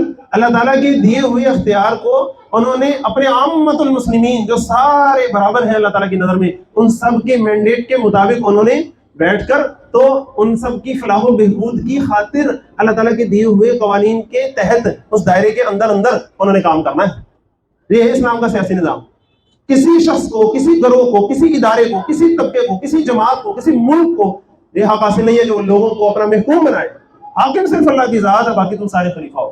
حکم اس کا چلے گا، اس کے حکم کے دائرے کے اندر اندر تم نے حکم کیسے چلانے وہ بھی اس نے تمہیں بتایا کہ امرهم شورى بینہم، وہ بھی اس نے تمہیں بتایا کہ باہمی مشورے سے فیصلے ہوں گے. وہ بھی اس نے تمہیں بتایا کہ اولی الامر منکم، تم میں سے ایک اولی الامر ہونا چاہیے. وہ بھی آپ صلی اللہ علیہ وسلم بتا کر گئے ہیں کہ انہ لا یؤمر علیکم من لیس منکم، تم میں سے ہی تمہارے امیر چنے جائیں گے. اور وہ بھی حضرت عمر فاروق رضی اللہ عنہ بتا کر گئے ہیں کہ کسی کو یہ حق حاصل نہیں ہے کہ وہ لوگوں پر حق حکمرانی اپنا قائم کرے. یہ لوگوں کا حق ہے، عامت المسلمین کا حق ہے کہ ان کے مینڈیٹ کے مطابق ان کے اوپر حکمرانی کی جائے. اللہ تعالیٰ ہمیں اس کو سمجھنے کی توفیق عطا فرمائے. یہ توحید کا وہ وسیع تصور. اب دیکھیے، قل هو اللہ احد، کہیے کہ وہ اللہ تو ایک ہے، یکتا ہے. ایک صحابی ہر نماز میں ہی سورۃ اخلاص پڑھتے ہیں. تو کچھ دوسرے صاحب نے آپ صلی اللہ علیہ وسلم کو بتایا کہ یہ تو ہر نماز میں سورۃ اخلاص پڑھتے ہیں. آپ صلی اللہ علیہ وسلم نے فرمایا کہ کیوں پڑھتے ہیں؟ کہ مجھے اس سورۃ سے محبت ہی بہت ہے. انہوں نے کہا اس سے محبت ہے تو اللہ کو بھی تم سے محبت ہے. ایسی اس سورۃ کی شان ہے. اور آپ کو پتہ ہے یہ سورۃ قرآن مجید کے ایک تہائی کے برابر ہے. اس کو اگر 3 دفعہ بھی ہم پڑھیں نا تو پورا قرآن مجید پڑھا جاتا ہے. یہ ایسی نہیں ہے بات، اس کا پورا ایک بڑا خوبصورت واقعہ ہے. حضرت عمر رضی اللہ عنہ کسی کو تہجد کے لیے اٹھا رہے تھے، تو تہجد کے لیے اٹھاتے ہوئے کہا کہ اٹھو اٹھو، تھوڑا سا ٹائم رہ گیا، جلدی جلدی تہجد پڑھو، ایک تہائی قرآن تو اس کے اندر پڑھ لو. اب وہ پتہ نہیں ویسے اٹھتے نہ اٹھتے، یہ بات سن کے فٹافٹ ان کی آنکھیں کھلی کی کھلی رہ گئی ہیں. ایک کہہ رہے ہیں ٹائم تھوڑا کم رہ گیا، دوسرا کہتے ہیں ایک تہائی قرآن پڑھ لو. انہوں نے کہا بھی سورۃ اخلاص پڑھنا نا، ایک تہائی قرآن ہو جائے گا، پڑھو اٹھ کے تہجد پڑھو، سورۃ اخلاص پڑھو. اللہ تعالیٰ آپ کو مجھے اس کی محبت نصیب فرمائے. تو اللہ الصمد، اللہ بے نیاز ہے، سب اس کے محتاج ہے. لم یلد ولم یولد، نہ اس کی کوئی اولاد نہ وہ کسی کی اولاد. ولم یکن لہ کفوا احد، اور اس کا کوئی بھی ہمسر نہیں ہے کسی بھی کیفیت میں، کسی بھی طرح. اللہ کے برابر کوئی بھی نہیں ہے کسی بھی طرح. بسم اللہ الرحمن الرحیم. آخری 2 صورتیں آ گئیں. قل، اے نبی صلی اللہ علیہ وسلم آپ کہیے، اعوذ برب الفلق، میں پناہ مانگتا ہوں صبح کے رب کی. اب ذرا آپ اندازہ کریں، جب کہا کہ آپ کہیں کہ میں پناہ مانگتا ہوں صبح کے رب کی، تو آگے یہ بھی ہو سکتا تھا کہ ہوتا کہ میں پناہ مانگتا ہوں صبح کے رب کی. یہ قل والا لفظ بیچ میں اگر نہ بھی آتا تو بات تو پوری تھی. لیکن اللہ کی طرف سے جو جو ایک ایک لفظ ایک ایک حرف آیا ہے، نبی صلی اللہ علیہ وسلم اس میں وعلی الغیب بضنین، وہ ایک ایک لفظ ایک ایک حرف بھی چھپانے والے نہیں ہیں، وہ جو کہ تم تک پہنچانے والے ہیں. دیکھو انہوں نے ایک ایک لفظ تم تک پہنچا دیا. قل بھی ادھر کا ادھر ہے. قل اعوذ برب الفلق، کیا خوبصورت انداز ہے. قل کہیے اعوذ برب الفلق، میں پناہ مانگتا ہوں. اعوذ پتہ کسے کہتے ہیں؟ کسی کے ساتھ چمٹ جانے کو. آپ اس کی کیفیت کو صرف سمجھانے کے لیے مثال ہے، ویسے اللہ کے ساتھ کوئی مثال نہیں بنتی. لیکن جس طرح بچہ کسی چیز سے ڈر کے اپنی ماں کے بالکل چمٹ جاتا ہے نا، اور ساتھ لگا ہوتا ہے پھر بھی اس کی طرف زور لگا رہا ہوتا ہے کہ جس طرح پتہ نہیں مجھے بچا لے، یہ چیز مجھے کچھ کہنا دے. یہ ہے اللہ کے ساتھ چمٹ جانا, اللہ تعالیٰ کے بالکل قریب ہو کے بھی زور لگانا کہ میں بالکل ساتھ چمٹ, یہ ہے, اور اللہ کے ساتھ چمٹ جانا. واعتصموا باللہ, تو اعوذ باللہ, اللہ تعالیٰ کی پناہ میں آ جانا. اعوذ, میں پناہ مانگتا ہوں برب الفلق, صبح کے رب کی, من شر ما خلق, شر سے ان چیزوں کے جو اس نے پیدا کی, جتنی بھی چیزیں پیدا کی ہیں ساروں کے شر سے میں پناہ میں آتا ہوں. ومن شر غاسق اذا وقب, اور اندھیرے کے شر سے جب وہ چھا جاتا ہے, چاہے وہ ظاہری اندھیرا ہو چاہے وہ دل کے اندھیرے ہو, اللہ تعالیٰ میں بچائے. اب دیکھیں صبح شام جو کچھ پیدا کیا, ٹائم سپیس, سارا ٹائم سپیس کمپلیکس آ گیا. ومن شر النفاثات فی العقد, اور شر سے گھروں میں پھونکے مارنے والیوں سے, جادو ٹونے کی چیزوں سے. ومن شر حاسد اذا حسد, اور شر سے حاسد کے جب وہ حسد کرے. اور آپ کو پتا ہے خود نبی صلی اللہ علیہ وسلم کے لیے اللہ تعالیٰ نے یہ صورتیں نازل فرمائی, تو ایک بڑی ہی تریاق ہیں یہ صورتیں, بڑا ہی علاج ہے ان صورتوں میں. تو کسی چیز سے ڈرنا نہیں چاہیے, کسی کے جادو ٹونے سے اور نظر لگ جائے گی, یہ لگ جائے گا, وہ لگ جائے گا. اگر ہم قرآن کے احکامات پر اچھا عمل کر رہے ہیں اور قرآن کے بتائے ہوئے جو طریقے ہیں اور صاحب قرآن صلی اللہ علیہ وسلم کے بتائے ہوئے وظائف کے مطابق اگر ہم کام کر رہے ہیں, پھر ڈرنے کی ضرورت نہیں ہے. اللہ تعالیٰ ہمیں وہ وظائف کرنے کی توفیق عطا فرمائے جو صاحب قرآن صلی اللہ علیہ وسلم نے آپ کو مجھے بتائے ہیں. بسم اللہ الرحمن الرحیم. قل, ان سے کہیے, اعوذ برب الناس, میں پناہ مانگتا ہوں انسانوں کے رب کی, ملک الناس, انسانوں کے بادشاہ کی, الہ الناس, انسانوں کے الہ کی. آپ اندازہ کریں اللہ تعالیٰ کا تعارف پھر سے اللہ تعالیٰ نے آخری صورت میں پھر ریوائز کروا دیا. رب صرف اللہ, مالک صرف اللہ, الہ صرف اللہ, اور کوئی نہیں. کسی اور کو رب نہیں ماننا, مالک نہیں ماننا, الہ نہیں ماننا. اللہ تعالیٰ ہمیں یہ بڑی توحید نصیب فرمائے. تو توحید کے ساتھ جب اللہ تعالیٰ کی پناہ میں آنا ہے تو کس چیز سے؟ من شر الوسواس الخناس, شر سے, اس وسوسہ ڈالنے والے سے. وہ جو وسوسہ اندازی کرتا ہے ایسے انداز سے کہ بندے کو پتہ نہیں لگتا, ایسی چھپ کے وسوسہ اندازی کر رہا ہوتا ہے, بندے کو لگتا ہے کہ تمہیں اپنے اندر کی آواز ہے, یہ تو میرا دل کر رہا ہے, وہ تمہارا دل نہیں کر رہا ہے, شیطان اندر وسوسہ اندازی کر رہا ہے. شیطان تمہارے دل کے ساتھ تھوتنی لگا کے بیٹھا, پھونکے مار رہا ہے, اس لیے تمہارے اندر جو جذبات ابھر رہے ہیں, فوراً سے اللہ کا ذکر کرو, دیکھنا یہ سارے خیالات دور جائیں گے. پھر تمہیں پتہ چلے گا تم ہو کیا, تمہارا ضمیر کیا ہے, تمہارے بھلا برا کیا ہے. تو من شر الوسواس الخناس, جو بار بار پلٹ کر آتا ہے, بار بار پلٹ کے آتا ہے, پھر چھپ جاتا ہے, پھر پلٹ کے آتا ہے, پھر چھپ جاتا ہے, پھر پلٹ کے آتا ہے, ایسے کو کہتے ہیں خناس. یہ کرتا ہے شیطان, بار بار آتا ہے, جیسے ہی ہم اللہ تعالیٰ کی یاد سے غافل ہوتے ہیں پھر آ جاتا ہے, پھر اللہ تعالیٰ کی یاد اپنے دل میں لے کے آتے ہیں, پھر دور جاتا ہے. تو اللہ تعالیٰ ہمیں دوام ذکر نصیب فرمائے. الذی یوسوس فی صدور الناس, جو وسوسے ڈالتا ہے انسانوں کے دلوں میں. من الجنۃ والناس, یہ صرف جنوں میں سے نہیں ہوتے ہیں, انسانوں میں سے بھی ہوتے ہیں. تو بری کمپنی سے بھی بچو, شیطان انسانوں سے بھی بچو, برے ماحول سے بچو. اللہ تعالیٰ آپ کو مجھے ظاہری باطنی ہر طرح کے برے ماحول سے بچائے. اب آپ اندازہ کریں پورا قرآن مجید جب ہم نے پڑھ لیا تو آخر میں 2 صورتیں اللہ تعالیٰ نے تحفظ پر رکھی ہیں. تحفظ بڑا اہم ہے, جب بھی قرآن مجید کی قرأت کرو تو کیا کرو, تحفظ ضرور کرو. فاستعذ باللہ من الشیطان الرجیم. تو قرآن مجید پڑھنا شروع کیا تو تحفظ سے, اینڈ کیا پھر تحفظ سے. کیوں؟ یہ ہے اللہ تعالیٰ کا سیدھا رستہ. اس پر ڈیرے ڈال کے بیٹھنا شیطان نے, اس نے تمہیں طرح طرح سے ورگلانا ہے. پہلے تو کہنا ہے تم اس کتاب کو مانو ہی نہ, مان لیا تو اس کی نہ مانو, اس کی مان لی تو کسی اور کو کچھ سمجھو ہی نہ, اپنے آپ کو بڑی شے سمجھو, تکبر پیدا کرے گا تمہارے اندر. ساری چیزوں سے تم نے بچنا ہے. تم نے حق کی پیروی بھی کرنی ہے, اور پھر حق ملتا چلا جائے گا. تم نے جو جو حق تمہارے سامنے آتا چلا جائے, جو جو حسنہ تمہارے سامنے آتا چلا جائے, اصلیت سے پاک ہو کر اس کو قبول کرتے چلے جانا. اللہ تعالیٰ آپ کو مجھے اس کی توفیق عطا فرمائے. لیکن قرآن کبھی ختم نہیں ہوتا, مکمل ہوتا ہے, صرف دوبارہ سے شروع ہو جاتا ہے. بسم اللہ الرحمن الرحیم. الحمدللہ الحمدللہ الحمدللہ الحمدللہ. 26 دنوں کے اندر اللہ تعالیٰ نے ہمیں قرآن مکمل کرنے کی توفیق عطا فرمائی. اور میری کوشش یہ تھی کہ اگر کوئی بہت زیادہ چیزوں کی تفصیل میں نہ بھی جایا جائے تو کوئی غلط بات جو ہے وہ زبان سے نہ نکلے. میں نے اپنی سی کوشش کی, اللہ تعالیٰ مجھے معاف فرمائے اگر کوئی ایسی ویسی بات ہوئی. اگر آپ تک کوئی بات پہنچی تو آپ میری اصلاح کے لیے مجھے پہنچا سکتے ہیں, اللہ تعالیٰ سے دعا کر سکتے ہیں میری مغفرت کے لیے, اور جو کچھ ہم نے یہاں پڑھایا اس کی قبولیت کے لیے. لیکن آپ کو جتنا بھی یہاں بیٹھ کر اچھا لگا, جو بھی آپ کو خوبی لگی, وہ سب کس کی ہے؟ الحمدللہ. اور وہ سارا شکر کس کا ہے؟ اللہ کا شکر ہے. لیکن من لم یشکر الناس فلم یشکر اللہ, جو لوگوں کا شکر ادا نہیں کرتا وہ اللہ کا بھی شکر ادا نہیں کرتا. تو پھر سے ایک دفعہ لوگوں کے شکریہ کو تازہ کر لیں. اللہ تعالیٰ پہلے سب سے تو آپ سب کا شکریہ ادا کرتا ہوں میں بذات خود کہ آپ سب آئیں اور مجھے یہ موقع دیا کہ میں نے آپ سب کو یہ سنائی باتیں ساری قرآن کی. آپ نہ آتے تو پھر میں اکیلا ہی بیٹھ کے پڑھتا نا, مجھے یہ سارا ثواب نہ ملتا. اور جو ہمارے یہاں مینجمنٹ کے لوگ ہیں جنہوں نے بالکل بے لوث ہو کر جتنی مرضی تک دیر ہم بیٹھے ہیں, پھر کسی دن دوپہر کو بھی آ گئے ہیں کبھی تو انہوں نے ہمیں یہاں ویلکم کیا ہے. پھر یہاں جو کتنے عرصے سے یہاں خدمت میں لگے ہوئے ہیں, اور جو جس انداز سے خدمت میں لگا ہوا ہے اللہ ہی جانتا ہے. آپ کو پتا ہے قیامت والے دن بہت سے اوپر بیٹھنے والوں نے نیچے بیٹھے ہونا ہے, نیچے بیٹھنے والوں نے اوپر بیٹھے ہونا ہے. उस दिन पता लगना कि इस बंदे को तो कोई जानता ही नहीं था, ये तो आके सिर्फ दरिया में चाहता था, लाइट ही ऑन करता था, सिर्फ कप ही धोता था गिलास चाय के। उस दिन पता लगना खलूस तो इसका ज्यादा था, बारी तो ये ऊपर ले जाएगा। तो किसी को भी यकीन नहीं जानना, अल्लाह जानता है किसकी मेहनत कम है किसकी ज्यादा है। उस दिन वजन होना है अमाल में, अल्लाह ताला हमारे अमाल में वजन नसीब फरमाए। फिर हमारी फैमिली का शुक्रिया, जिनकी कुर्बानी की वजह से हम कितने कितने देर इधर बैठे रहे। हमारे भाइयों का शुक्रिया कि जो हमारी जगह बाहर से चीजें लाते रहे। ये छोटी छोटी जो चीजें हम सोचते हैं ना, जिस साल उनका शुक्रिया कि उनकी वजह से हम इस काबिल हुए कि हम वक्त निकाल सके। हमारे कोलीग्स का शुक्रिया, हमारे कारोबारी जो पार्टनर्स हैं उनका शुक्रिया, जिसने हमारे हमें सपोर्ट किया उसका शुक्रिया।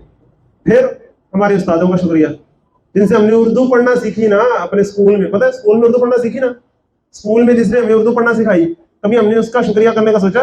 उसने उर्दू सिखाई तो मैं तर्जुमा पढ़ रहा था ना आपके सामने, बताएं जरा, अगर वो मुझे उर्दू ही ना सिखाता मैं आपके सामने तर्जुमा कैसे पढ़ता? उसका भी शुक्रिया। जिसने हमें कुरान देखकर पढ़ना सिखाया उसका शुक्रिया, जिसने हिफ्ज़ कराया और मैं रवानी में पढ़ सका उसका शुक्रिया, जिसने हमें अरबी सिखाई उसका शुक्रिया, जिसने उनको सिखाई उनका शुक्रिया। अल्लाह ताला हमारे सारे जितने भी उस्ताद हैं जो जिंदा हैं उनकी हिफाजत फरमाए, दीन पर उनका खात्मा फरमाए, और जो वफात पा गए अल्लाह ताला उन्हें जन्नत में आला मकाम अता फरमाए। फिर हमारे उस्तादों में आमिर सिंह साहब हैं जिनसे अरबी सीखी, नुमान अली खान साहब हैं जिनसे कुरान का एक एक्सप्रेशन सीखा, एक यंग एक्सप्रेशन सीखा। फिर उनके उस्ताद और मेरे उस्ताद डॉक्टर अब्दुल साहब हैं जिन्होंने अपनी बीमारी के बावजूद, अपनी तमाम तर मसरूफियात के बावजूद हमें एक दिन में रमज़ान में इतना टाइम दिया जितना मैं इस उम्र में नहीं दे सकता, जितना वो इस उम्र में देते रहे हमें। अल्लाह ताला उनको अजर से नवाजे सारी मेहनत का। फिर उनके उस्ताद, हम सब के उस्ताद जो डॉक्टर इसार अहमद रहमतुल्लाह अलैह हैं, जिन्होंने जब ये काम शुरू करने लगे होंगे तो सारे लोगों ने कहा होगा कैसे हो सकता है, कैसे करोगे एक रात में इतना सारा, एक महीने में रमज़ान पूरा और पूरा कुरान।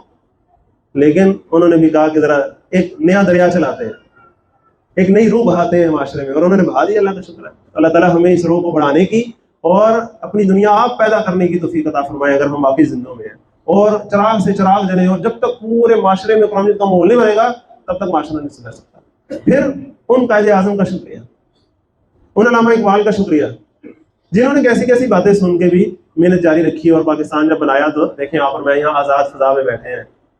अल्लाह ताला पाकिस्तान को बनाने वालों का अजर महफूज फरमाए, पाकिस्तान को कायम रखने वालों का, कायम रखने के लिए कोशिश करने वालों का, और उन सारे गुमनाम कुर्बानियां करने वालों का जो पता नहीं किस कुएं में छलांग मार के डूब गए, पता नहीं किस दरिया में दफन हो गए।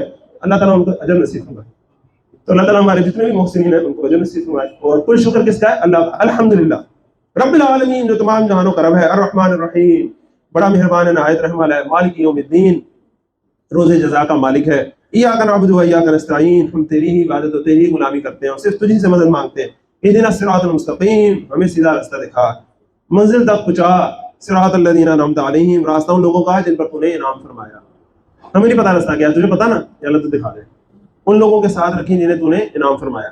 गैरिल मग़दूबि अलैहिम, उन लोगों के साथ नहीं जिन पर तेरा गज़ब हुआ, वलद्दालीन, और नहीं भटकने वालों का। बिस्मिल्लाहिर रहमानिर रहीम, अलिफ लाम मीम। कुछ बातें हैं जो अल्लाह जानता है, उनमें दखल अंदाजी नहीं करनी, अपने आप में रहना है। अलिफ लाम मीम, ज़ालिकल किताब, ये है वो अज़ीम किताब, ला रैब फीह, जिसमें कोई शक ही नहीं। हुदल लिल मुत्तकीन, हिदायत है अल्लाह से डरने वालों के लिए, बच बच के चलने वालों के लिए। अल्लाह ताला हमें ये नसीब फरमाए, नहीं तो सारा पढ़ा पढ़ाया साइड पे हो जाएगा। अल्लज़ीना युमिनूना बिल गैब, जो ईमान लाते हैं गैब पर बिन देखे। वयुक़ीमूना अस्सलाता व मिम्मा रज़क़नाहुम युनफ़िक़ून, नमाज कायम करते हैं और जो जो हमने उन्हें रिज़्क़ दिया है उसमें से वो खर्च करते हैं।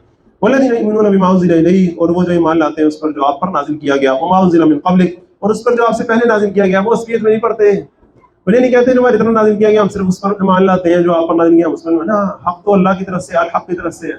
तो हम ईमान वाले उम्मत मुस्लिमा अंदर आपस में एक दूसरे में क्यों असलियत में पढ़े? नहीं, असलियत में पढ़ना। व बिल आखिरति हुम युक़िनून, और आखिरत पर तो पक्का यकीन रखते हैं। उलाइका अला हुदम मिन रब्बिहिम व उलाइका हुमुल मुफ़्लिहून, ये लोग अपने रब की हिदायत पर हैं, ये फलाह पाने वाले हैं। अल्लाहुम्मा रब्बना जअलना मिनहुम आमीन।